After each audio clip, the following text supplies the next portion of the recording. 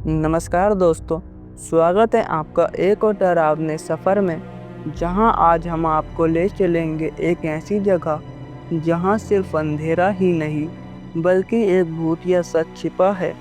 अगर आपको हॉरर कहानियां पसंद हैं तो वीडियो को लाइक करें, कमेंट करें और सबसे ज़रूरी चैनल को सब्सक्राइब करके बेल आइकन दबाना ना भूलें ताकि आप एक भी भयानक कहानी मिस ना करें। बिना देर के वीडियो को शुरू करते हैं उससे पहले ऐसी ही हॉरर, मिस्टीरियस एंड हिस्टोरिकल कहानी सुनने के लिए सब्सक्राइब कर दीजिए इस चैनल को।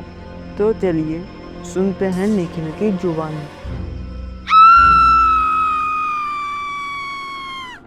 मेरा नाम निखिल है। मैं पेशे से एक डॉक्यूमेंट्री फिल्म मेकर हूँ। मुझे हमेशा से उन जगहों ने आकर्षित किया है जिनके पीछे कोई गहरा राज या रहस्य छिपा हो। राजस्थान का कुलधरा गांव मेरी लिस्ट में सबसे ऊपर था। जैसलमेर की झुलसा देने वाली गर्मी में जब मैं अपनी टीम आर्यन और समीर के साथ वहां पहुंचा तो दोपहर के 3 बज रहे थे। गांव के मुख्य द्वार पर एक बूढ़ा आदमी बैठा था। उसकी आंखें सफ़ेद पड़ चुकी थीं जैसे मोतियाबिंद हो, लेकिन उसकी नज़र सीधे हमारी ओर थी। उसने अपनी फटी हुई आवाज़ में कहा, बेटा अंदर मत जाओ, सूरज ढलने के बाद यहाँ पत्थर भी रोने लगते हैं। हमने उसे महज एक अंधविश्वासी बुजुर्ग समझकर नज़रअंदाज कर दिया। हमें क्या पता था कि वह चेतावनी नहीं, एक हकीकत थी। कुलधरा का इतिहास डरावना है। कहा जाता है कि 1825 में जैसलमेर के दीवान सालम सिंह की बुरी नज़र गांव के पालीवाल ब्राह्मणों की बेटी पर पड़ी। अपनी इज्जत बचाने के लिए रातों रात 84 गांव के लोग गायब हो गए। जाते जाते उन्होंने इस जमीन को श्राप दिया था कि यहाँ फिर कभी कोई बस नहीं पाएगा। जैसे ही हम गांव की गलियों में घुसे, तापमान में अचानक गिरावट महसूस हुई। बाहर 45 डिग्री की गर्मी थी, लेकिन उन खंडरों के बीच एक अजीब सी ठंडक थी। हर घर की छत गायब थी, लेकिन दीवारें आज भी वैसी ही खड़ी थीं जैसे किसी के लौटने का इंतजार कर रही हों। समीर ने अपना हेडफोन लगाया और चौंक गया। निखिल, माइक में कुछ आवाज़ें आ रही हैं जैसे कोई फुसफुसा रहा हो। मैंने रिकॉर्डिंग चेक की। सन्नाटा था, लेकिन सन्नाटा भी ऐसा जो कानों को फाड़ दे। शाम के 5:30 बज रहे थे। हम गांव के मंदिर के पास शूट कर रहे थे। अचानक आर्यन का हाथ कांपने लगा। भाई उधर देखो, उसने मॉनिटर की तरफ इशारा किया। कैमरे के व्यू फाइंडर में एक घर की खिड़की पर एक काली परछाई खड़ी थी।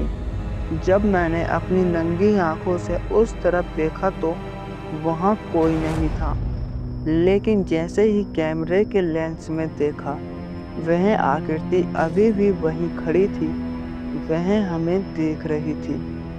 अचानक मंदिर का भारी घंटा बिना किसी हवा के जोर से बज उठा। टन टन टन। वह आवाज़ पूरे वीरान गांव में गूंजने लगी। पंछी चीखते हुए आसमान की ओर उड़ने लगे। नियम के मुताबिक टूरिस्टों को शाम 6 बजे के बाद वहां रुकने की अनुमति नहीं है, लेकिन हमने तय किया था कि हम आज रात यहीं रुकेंगे और छिपकर पैरानॉर्मल एक्टिविटी रिकॉर्ड करेंगे। हमने अपनी गाड़ी एक टूटे हुए अहाते के पीछे छिपा दी। रात के 8 बजते ही माहौल बिल्कुल बदल गया। कुलधरा अब एक टूरिस्ट स्थल नहीं बल्कि एक कब्रिस्तान जैसा लग रहा था। हवा में सड़ी हुई मिट्टी और पुराने कपड़ों जैसी महक आने लगी। समीर की तबीयत बिगड़ने लगी। मुझे ऐसा लग रहा है जैसे कोई मेरा गला दबा रहा है, उसने हाँफते हुए कहा। तभी हमारे पास पड़े कंकड़ अपने आप हवा में उछलने लगे। ऐसा लग रहा था जैसे कोई अदृश्य ताकत हमें वहां से भगाना चाहती है। हम भागकर एक बड़े घर के अंदर चले गए। जैसे ही हम अंदर घुसे, भारी लकड़ी का दरवाजा अपने आप बंद हो गया। हमने उसे खोलने की कोशिश की, लेकिन वह टस से मस नहीं हुआ। तभी ऊपर की मंजिल से पायल की आवाज आने लगी। कोई ऊपर दौड़ रहा था। छोटे बच्चे के हंसने की आवाजें गूंजने लगी। जैसलमेर के उस तपते रेगिस्तान में हमारी सांसें जम रही थीं। मैंने टॉर्च जलाई और देखा कि फर्श पर ताजा पैरों के निशान बन रहे थे। धूल भरी जमीन पर नन्हे पैरों के निशान जो हमारी तरफ बढ़ रहे थे। समीर जोर जोर से चिल्लाने लगा। उसकी शर्ट पर अचानक खून जैसे धब्बे उभरने लगे, जबकि उसे कोई चोट नहीं लगी थी। अचानक एक भारी गूंजती हुई आवाज आई, वह मेरी है, उसे कोई नहीं ले जाएगा। यह आवाज किसी इंसान की नहीं थी। ऐसा लगा जैसे दीवारों के अंदर से कोई बोल रहा हो। आर्यन ने अपना नाइट विजन कैमरा ऑन किया। स्क्रीन पर जो दिखा उसे देखकर उसकी रूह कांप गई। हमारे चारों ओर धुंधली आकृतियां खड़ी थीं। वे सब पालीवान ब्राह्मणों की तरह दिख रहे थे। उनकी आंखों में गुस्सा और खौफ था। उनके पीछे एक लंबा काले साय वाला आदमी खड़ा था, जिसके हाथ में तलवार थी। वह सालम सिंह की रूह थी, जो आज भी उस गांव को बंधक बनाई हुई थी। हमने खिड़की का शीशा तोड़ा और बाहर कूदे। पीछे मुड़कर देखा तो पूरा गांव अब मसालों की रोशनी से जगमगा रहा था, जबकि वहां कोई इंसान नहीं था। हमें खंडरों से लोगों के चीखने और रोने की आवाज़ें आ रही थीं। हम अपनी कार तक पहुंचे और इंजन स्टार्ट किया। कार स्टार्ट नहीं हो रही थी। ऐसा लग रहा था जैसे कोई पीछे से कार को खींच रहा हो। शीशों पर बाहर से मिट्टी के सने हाथों के निशान बनने लगे। मैंने भगवान का नाम लिया और आखिरी बार चाबी घुमाई।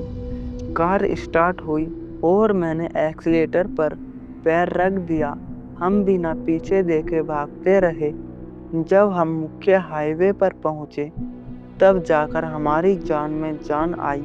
सुबह होते ही हमने देखा कि समीर की पीठ पर उंगलियों के गहरे निशान थे, जैसे किसी ने उसे पूरी तरह जकड़ा हो। आर्यन का कैमरा पूरी तरह जल चुका था।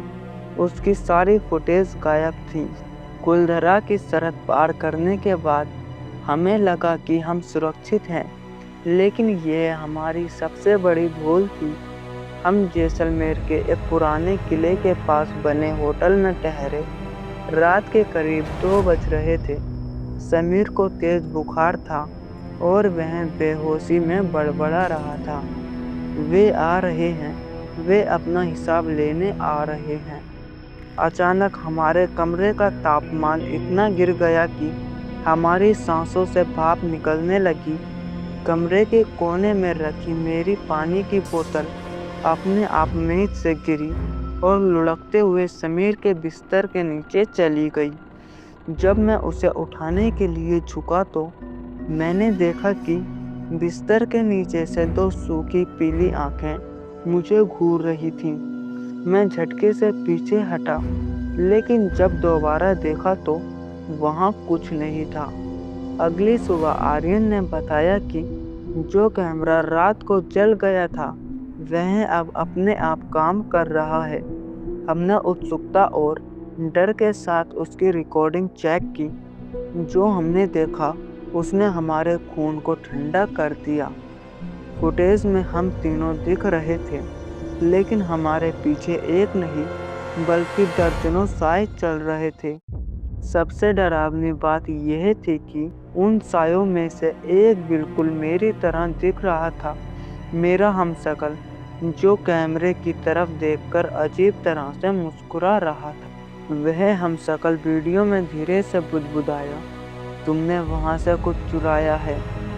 तभी मुझे याद आया, कल दोपहर जब हम खंडरों में थे, मैंने एक छोटा सा मिट्टी का दिया अपने बैग में रख लिया था, यह सोचकर कि यह मेरी डॉक्यूमेंट्री के लिए एक अच्छा प्रूफ होगा। उस दिए को उठाने के बाद से ही मुसीबतें शुरू हुई थीं। होटल के कमरे की दीवारों पर अचानक मिट्टी की गंध आने लगी, दीवारों से रेत झड़ने लगी, जैसे कमरा खुद कुलधरा के खंडरों में बदल रहा हो। समीर की हालत बिगड़ती जा रही थी। उसके गले पर अब नीले रंग के हाथ के निशान साफ दिखाई दे रहे थे। होटल के मैनेजर, जो एक स्थानीय निवासी था, मैनेजर ने जब हमारी हालत देखी तो वह सिहर गया। उसने कहा, साहब, आपने वहाँ की मिट्टी छूकर गलती कर दी। कुलधरा का पत्थर भी शापित है। आपको वह चीज वहीं वापस छोड़कर आनी होगी, वरना सूर्योदय से पहले आप में से कोई नहीं बचेगा। हमें डर था, लेकिन हमारे पास कोई रास्ता नहीं था। हमें वापस उसी मौत के गांव में जाना था। हम फिर से उसी वीरान सड़क पर थे। इस बार सन्नाटा और भी भारी था। गाड़ी की हेडलाइट की रोशनी में हमें सड़क के किनारे वही बूढ़ा आदमी फिर दिखा, जिसने हमें चेतावनी दी थी, लेकिन इस बार उसके हाथ में एक मशाल थी। जैसे ही हमारी गाड़ी उसके पास से गुजरी, उसने जोर से ठहाका लगाया। गांव के गेट पर पहुंचते ही गाड़ी अपने आप बंद हो गई। निखिल, मैं अंदर नहीं जाऊंगा। आर्यन रोने लगा। मैंने कहा, मुझे अकेले जाना होगा। वह दिया मेरे हाथ में था और वह अंगारे की तरह गर्म महसूस हो रहा था।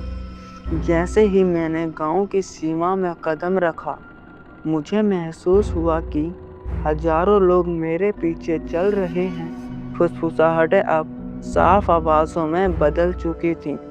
वापस दे दो, हमारा गौरव वापस दे दो। मैं भागते हुए उसी मंदिर तक पहुंचा, जहां से हमने शूटिंग शुरू की थी। वहां का दृश्य देख मेरी रूह कांप गई। मंदिर के चबूतरे पर एक युवती बैठी थी। उसके कपड़े धूल से सने थे और वह फूट फूट कर रो रही थी।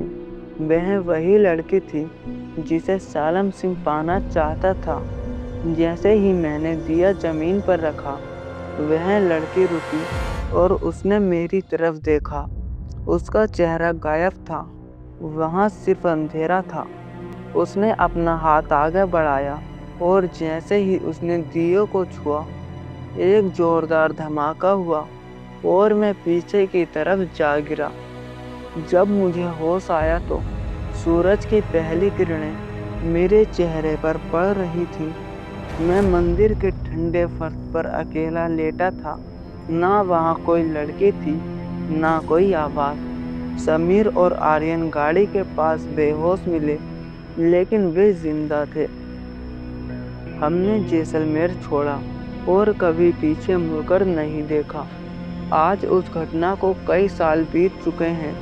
मैं अब फिल्में नहीं बनाता, लेकिन कभी कभी जब मैं रात को सोता हूँ, मुझे अपने कमरे के कोने में रेत की एक छोटी सी ढेरी मिलती है और मेरे मकान में एक ठंडी आवाज़ गूंजती है, तुमने वापस तो कर दिया, पर तुमने देख लिया, और जो देख लेता है वह हमारा हो जाता है।